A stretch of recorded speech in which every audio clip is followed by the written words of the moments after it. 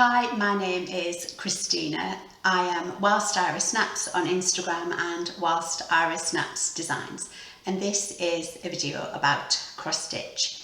This is video number 7, and once again I've got a lovely day for filming. The light is great. It's a little bit muggy, so I've got the door wide open and you may hear some screeching. We've got the Swifts back in town in Helmsley.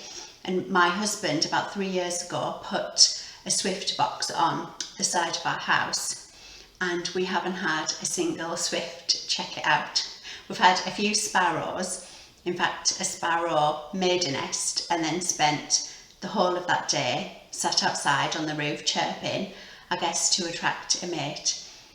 Had no success and off he flew, and that's literally the only activity that Swift box has had. So Michelle, Mama Loves You GB, we're all very jealous of your tit cam. Anyway, this isn't Spring Watch, it's a video about cross stitch, as I said. So what am I going to share with you today? I have some stitching from the archives, just one framed piece this video. I have a small amount of haul, some purchases. I had some gift vouchers for Peakside Needleworks here in the UK that were burning a hole in my pocket, so I needed to get them spent. I have a mini WIP Parade, maybe half a dozen of my WIPs to show, and I have my new release, Miss Matilda Isabella Creasy 1852, which I am very excited about. Anyway, shall we get cracking? Stitching from the archives. And this is a lavender and lace design. I'll see, it's huge. I'll see if I can get it in and then let you have a close up. As I said, it's called Sweet Dreams. Did I say that already? And I stitched this around the early 90s. And of course there is a story. I started stitching it and loved stitching the dress, even though it does have metallic thread in it, but got fed up with this kind of ribbon effect in the wreath. So said to my mum, would you finish it for me? Which she did. Then she stitched her name at the bottom and then framed it. Thanks, Mum. No, I don't mind one bit, because if she hadn't finished it, it would still be sat in my WIP pile. And my mum and dad lived in Malaysia for many years. My dad worked over there and she had it framed over there, and they did a lovely job. So that's Lavender and Lace, Sweet Dreams. I don't think it's in print anymore, but it's still readily available. I've seen it in numerous places.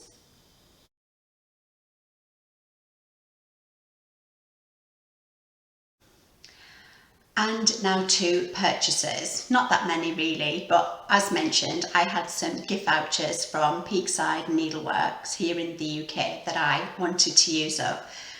I got one of Kathy Harberman's hands-on design, her latest patterns, and that is one of the block party called 31st, and I got the pins to go along with it. I love this block party series. I have stitched one of them before, the Buzz block party, and I did that for April, May, June stitcher for one of our birthday exchanges. And as I was going through my stash a few days ago, I realised that I have a little bit of a thing for the Just Another Button Company pins. It would seem, most of them for Kathy Harberman's block party series. But I do love to get those. There is another one, a Christmas one, but Sue didn't have the pins in stock, so I'll hang on until she has them in and I'll get the chart and the pins. And I also got some fabric. This is, now I've written them down, hang on. This is parchment from Fibre on a Whim. I've never had any of their fabric before. That's not really showing true to colour, it's much more green. And that's 36 count. I got some R&R Reproductions Liberty Gathering Grey, because this is one of my favourite fabrics. I would literally stitch everything on this if I could. Just love it. And again, 36 count. Then from Fox and Rabbit, I've never stitched on their fabric before, but this is such a gorgeous colour. That's actually quite true.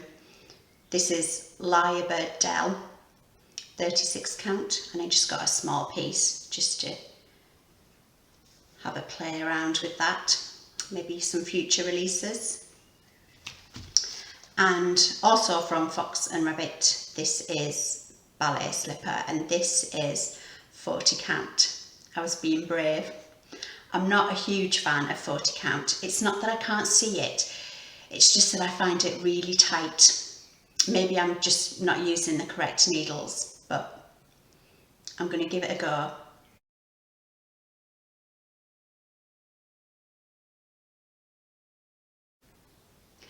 And so too my mini WIP Parade. I wanted to start by saying, before I started to watch FlossTube, I was very much a one project at a time type stitcher. In my 30-something years of stitching, it had never crossed my mind that we as stitchers were allowed to start another project before the previous project was finished. I barely had any stash. I had a few charts here and there. I didn't have any fabric. I would just buy fabric as and when I needed it. I did, however, and still do, have a full set of DMC threads, just because, as I mentioned earlier in the video, my parents were living out in Malaysia for quite a few years. And for whatever reason over there, because I guess they had to import the threads from France too, but they were 15, 20 pence, whereas they were kind of 80, 90 pence here in the UK. So every time my parents would come home, Mum would fill a suitcase with DMC threads. But yeah, fabric and stash were at a minimum. Anyway, should I start with my oldest WIP? I'm a little too embarrassed to tell you how long this one's been on the go, but I must remember when showing these, show chart, mention what fabric it's stitched on. There, I've said it now, so I can't forget.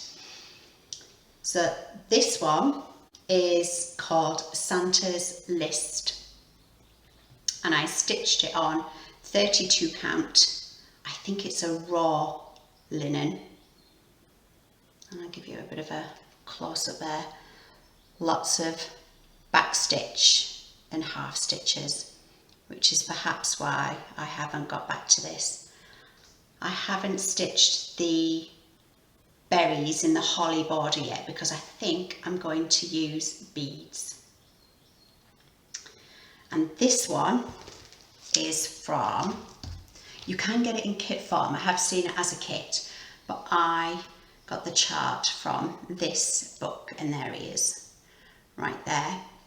And this is 101 Best Loved Designs from Cross Stitch and Country Crafts, and I bought this around 15 years ago very inexpensively on Amazon. And as the title suggests, there are 100 other charts in there.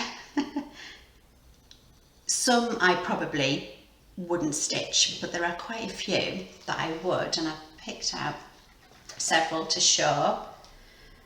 There are two nice samplers there, a Quaker and a Dutch sampler.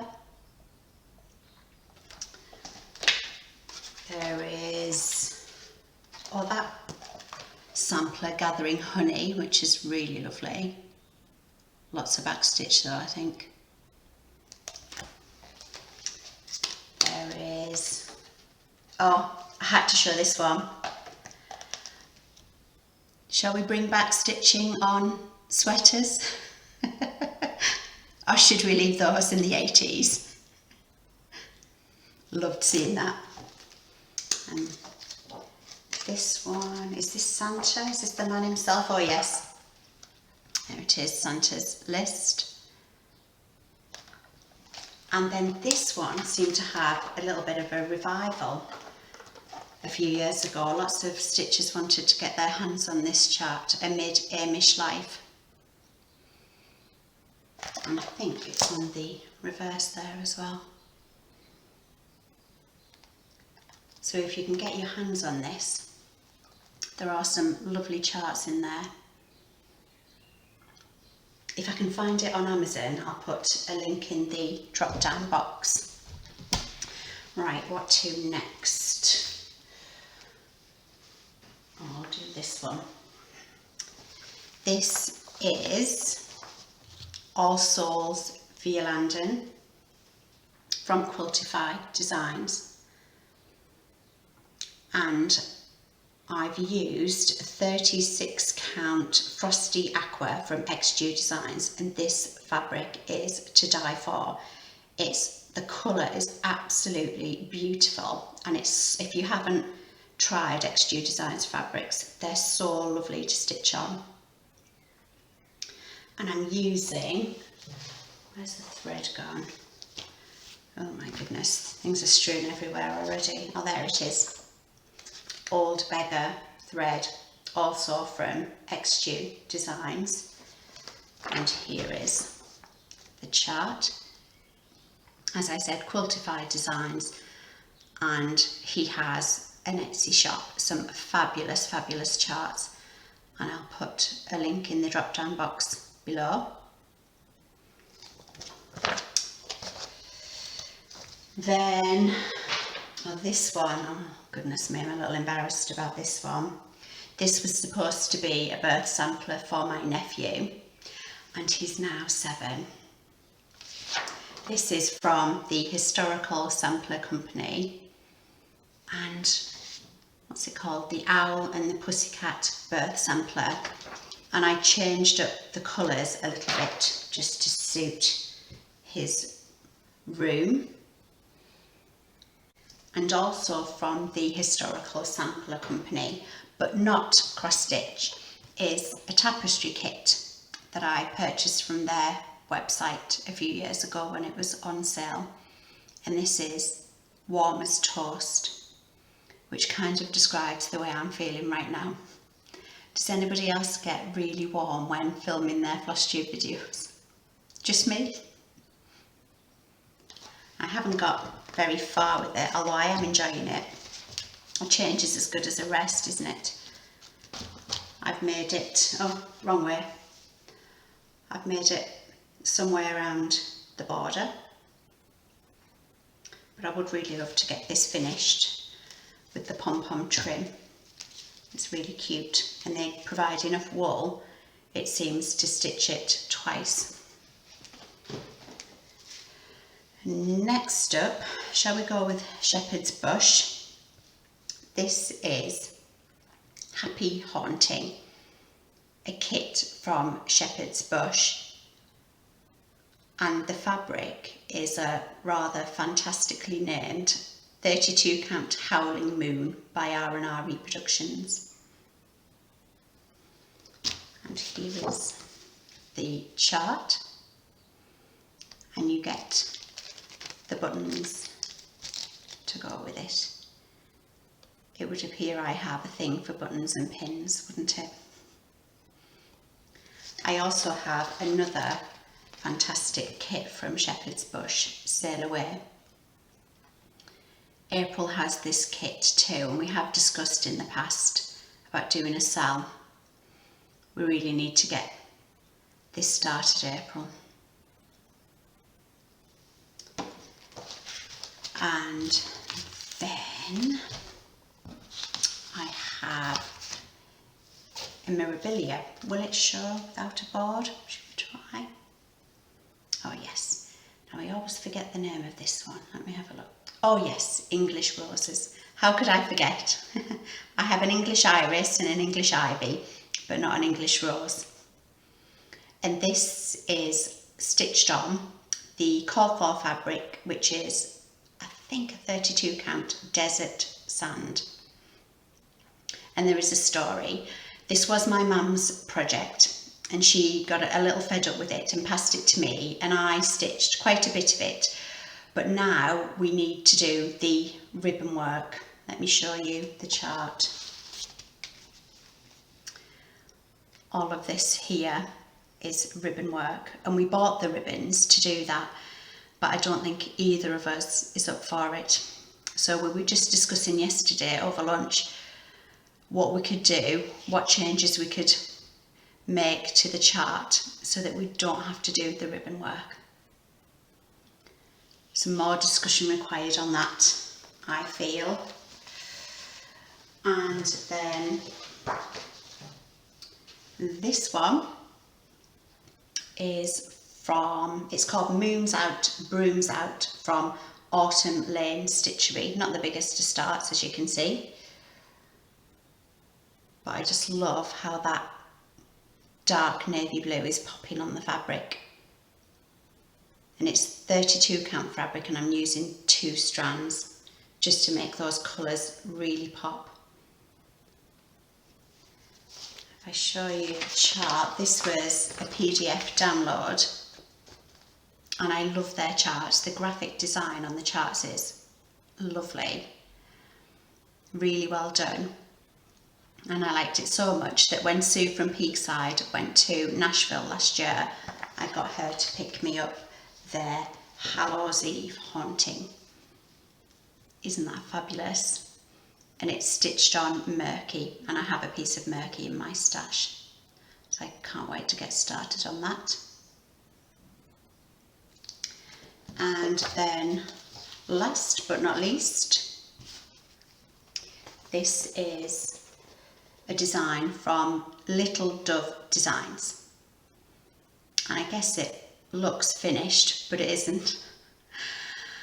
There should be some French knots on the toadstools here, and I cannot for the life of me do French knots, so April is going to do them for me. I have tried. I have looked on YouTube for tutorials and found some really clear tutorials, but they're right-handed stitches and I'm left-handed, and I know it should just be as easy as flipping it around, but it isn't. So if you are left-handed and you can do French knots, please do a tutorial. There is some beadwork here as well that I need to do, but then that will be a finish. I got the chart from Cross Stitcher magazine a few years ago, but the designer has since released the chart on her website, Little Dove Designs, and she stitched the model on navy blue and it looks fantastic. And I kind of regret not doing it on navy blue, but I really wanted the moon and the cat to stand out, so I stitched it on 32 count Lavender Murano.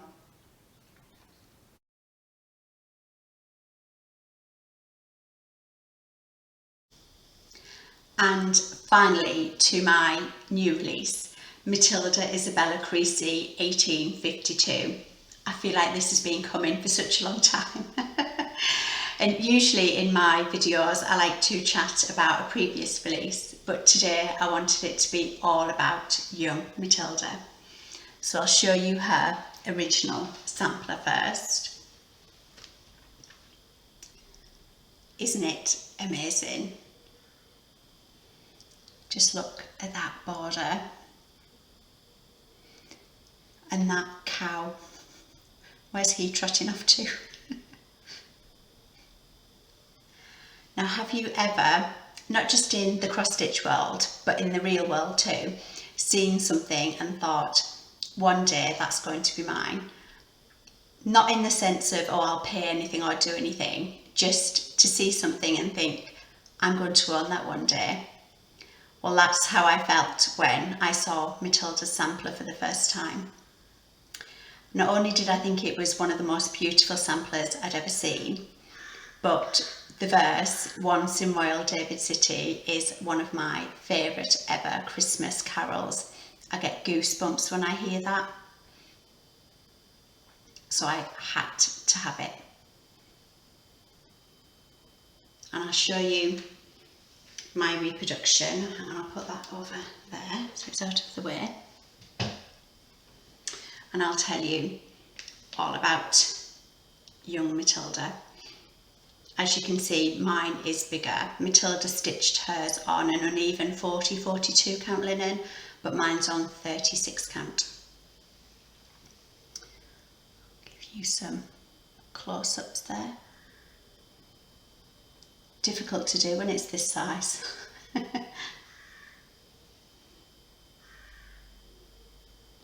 So, oh, I'm going to have to move over.